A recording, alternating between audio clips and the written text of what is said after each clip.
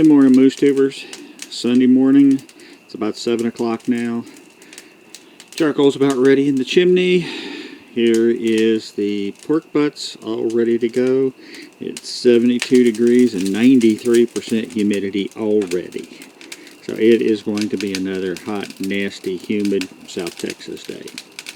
I'm getting everything ready to fire off. Over here, got everything staged.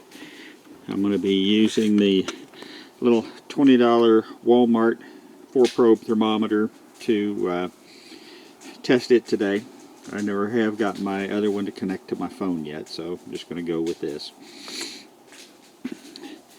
Got the charcoal base set, charcoal and applewood in the Minion method, ready to go. And by the way, I keep mentioning Minion method, all these. No minions have ever been harmed in the making of these videos, other than the cartoon character that was in my prep video. And the grate section is ready to go. Water pan's filled with half a gallon of apple juice.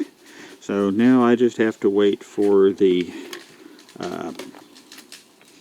charcoal to finish doing its thing in the chimney, and we will be off and running for a day of smoking 2 pork butts.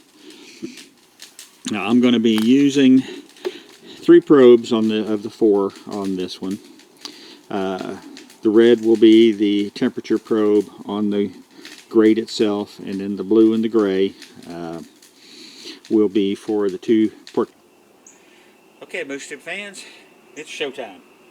Remember I told you in the brisket video how important it is to have everything pre-staged, and I've already shown you how all of that is. The pork butts are here. They are already marinated. They have sat in their rub for over 36 hours. I'm getting ready to dump the charcoal onto the Minion method setup. Set the top on, get the pork butts on there, get the temperature probes in, get it covered up, buttoned up, and see how fast this goes.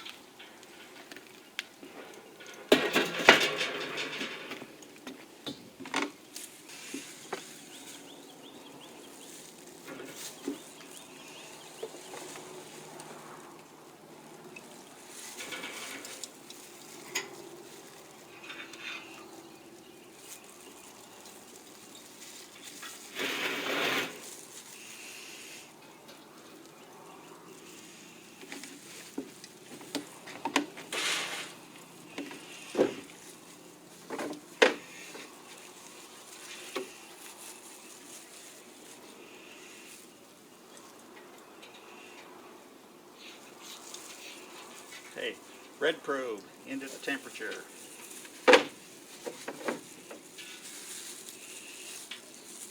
Gray probe into this pork butt.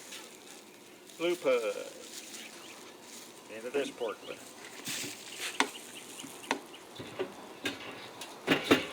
Button it up.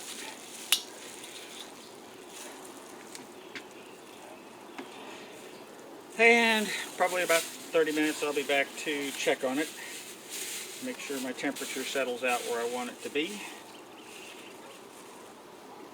See, we're showing just 43 degrees inside the meats to start with, and temp's 117, 120 now. It'll come up pretty fast in here, but I want to choke it down a lot to put those coals out so that we're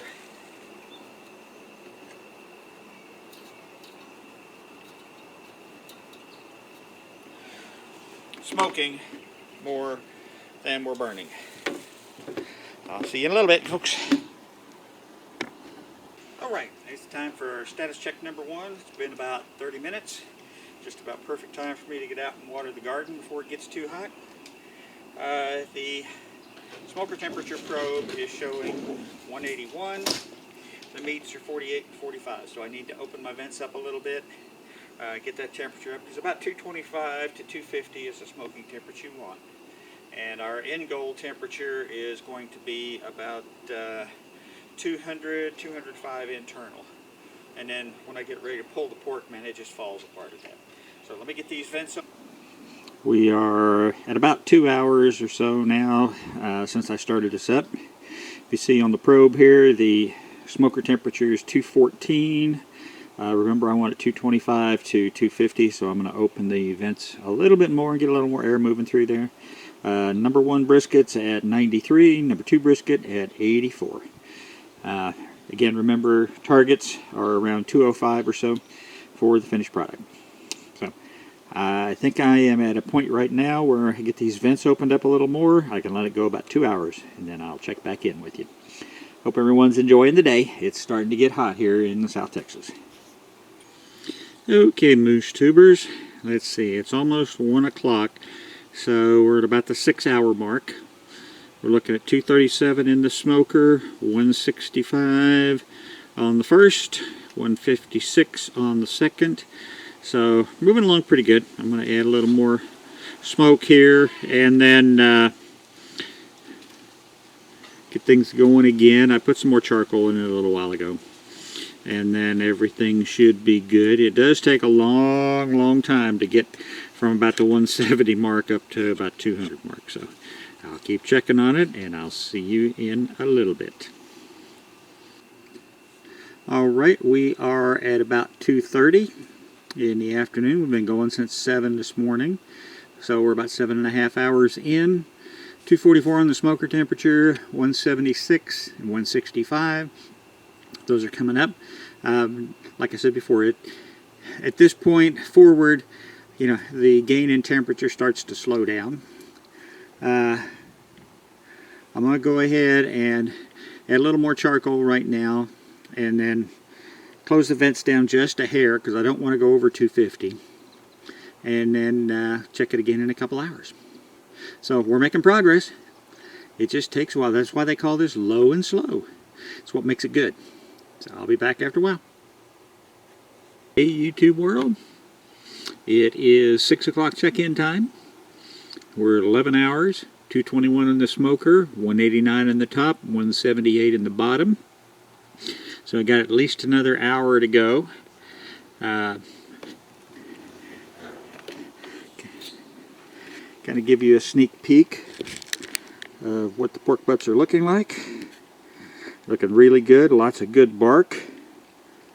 Can't wait to tear into these things.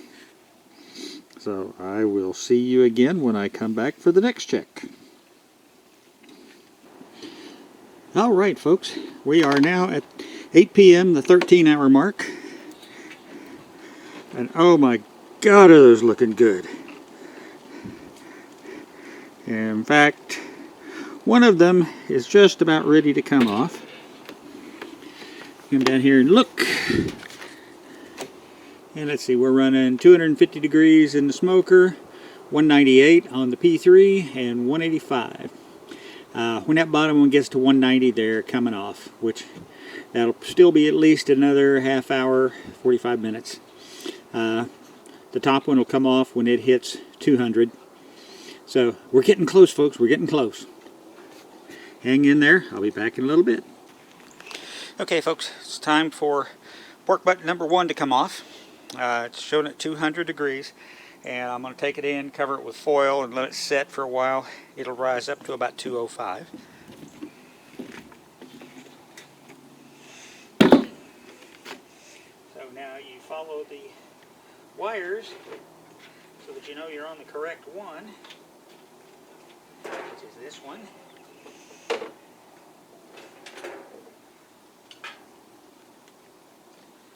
Right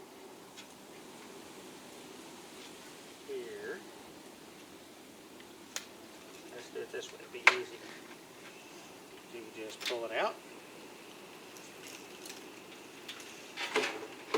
And it says this pork butt is done.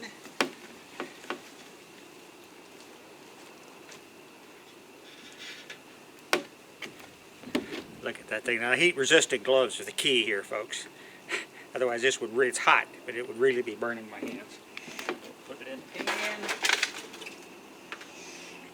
Cover things back up till that other one gets up to full temperature.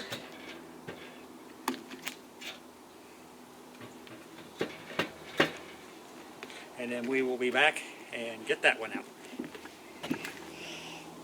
Hey folks, it's pretty late on a Sunday evening.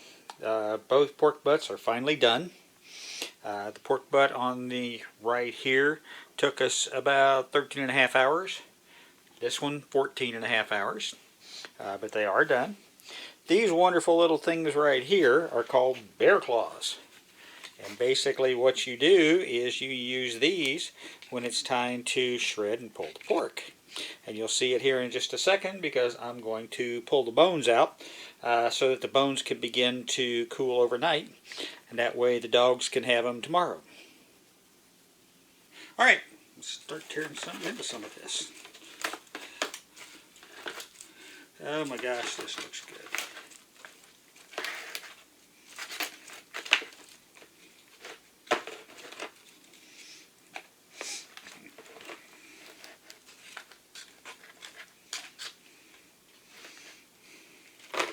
Yeah, believe me, I will not make the mistake of just reaching in and grabbing this with my bare hands. It is still very hot. So I'm just trying to peel off enough here. You don't want to lose any of this because good pulled pork is just hard to beat.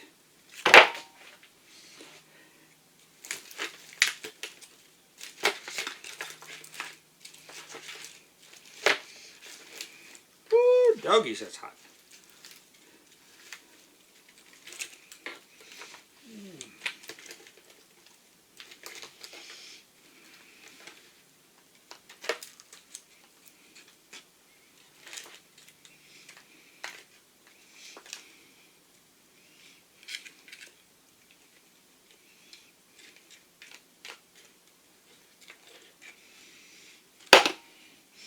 And then you just sit here and you use your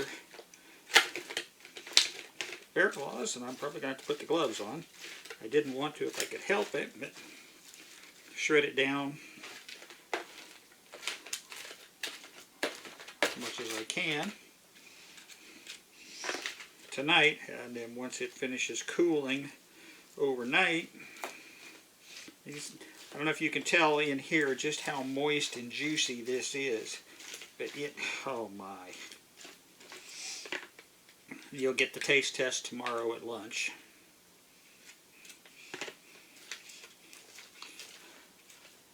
And then once that's done tomorrow night, which will be Monday night for you all, I will be doing the editing and posting. So, of course, I'm telling you this now, you'll already know that by the time you see it. But, yeah, I like to talk. What can I say?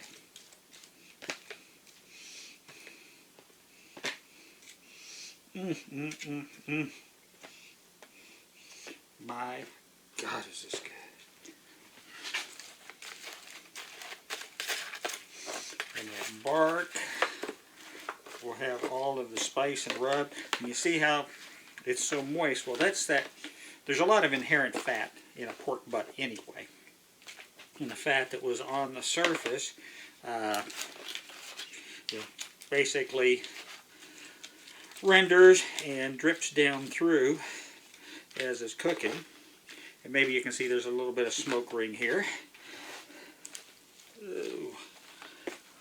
The more I get this ripped apart, the faster it'll cool overnight. I don't want to overload my refrigerator in there with all of this, dumping all this heat in it, but yeah.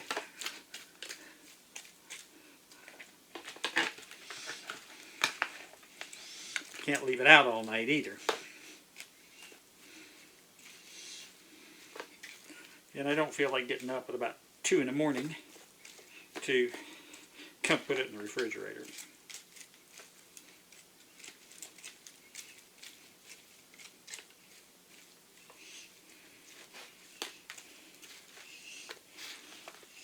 Okay.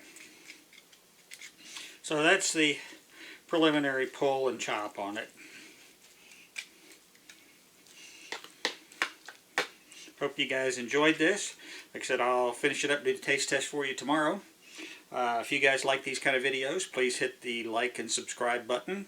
Yeah, I do this for fun, to share my knowledge and experience with you guys, but I really appreciate any likes, especially the subscribes.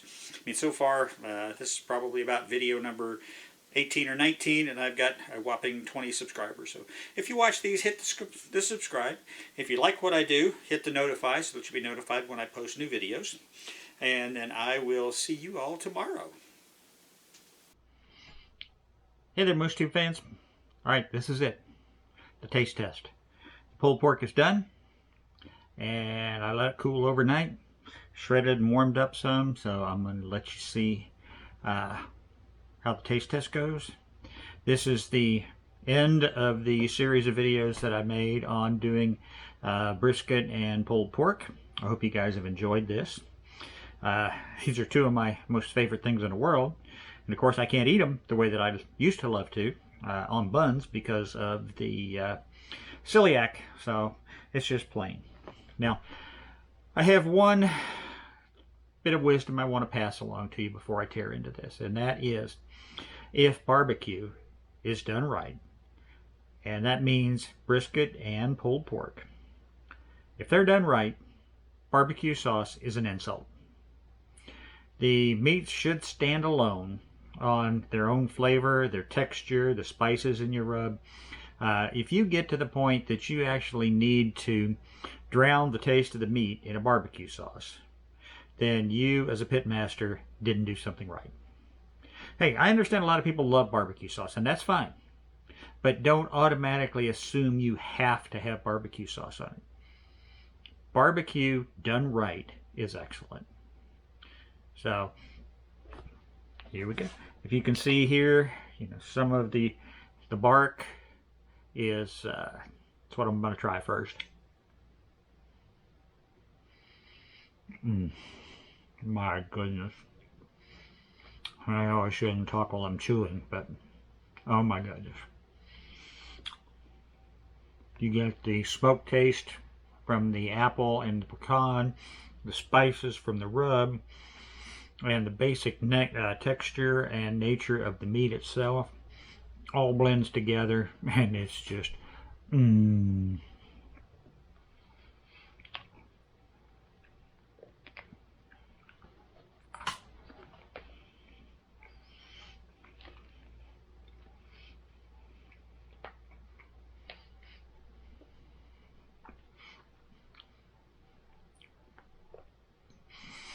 with the, for lack of a better term, interior meat, not the crust, where the fat has rendered and dripped down, still carries with it some of the smoke flavor and the seasonings to the meat. Oh, this is good. The briskets that I did the other day combined with this, these are some of the best I've ever done. Maybe it's because I'm being more attentive to detail since I'm filming them, I don't know. But if you guys want to try this, if you follow all the steps that I have laid out in this whole series of how to make the rub, the minion method for setting up your grill, using the different types of woods, the temperatures, the temperature monitor, you're going to have a really good product. Remember, you're cooking for yourself, your friends, your family, what they like. So you can always adjust the spices or the wood flavors and whatever you want to do. Make it more mild, make it stronger. If you want to use mesquite, go for it. A lot of people use hickory for pulled pork. Like I said before, I'm not a hickory person. But before this gets cold, I'm going to end this video and go wolf it down. I want to thank you guys for all the time that you put in watching these videos. Please like and subscribe. You know, the more subscriptions, you know, that helps me stay motivated to continue making these videos. Hit the little notification bell so you'll know when I post more. I've got a lot more videos I'm planning on doing through the rest of the summer and the fall. So I hope you guys enjoyed it. Stay safe out there in the COVID world. I'll see y'all on the next video.